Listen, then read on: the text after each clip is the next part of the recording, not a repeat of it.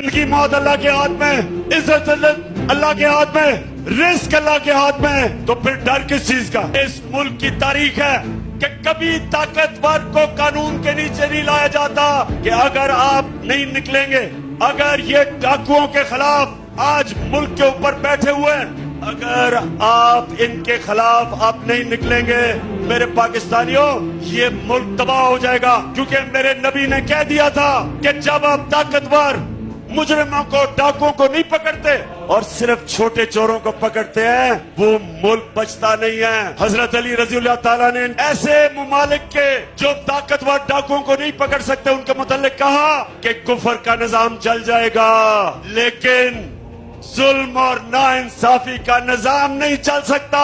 अगर हम सब एक कौम बन के नहीं निकले और अगर हमने इनके खिलाफ जहाद ना की, मेरे पाकिस्तानियों, आपके और आपके बच्चों का कोई मुस्तकबिल नहीं है। आपने इसको तहरीके पाकिस्तान की तरह एक अपनी आजादी की जंग समझ ली है। मेरे लिए ये जहाद है और ये आपके लिए भी जहाद है।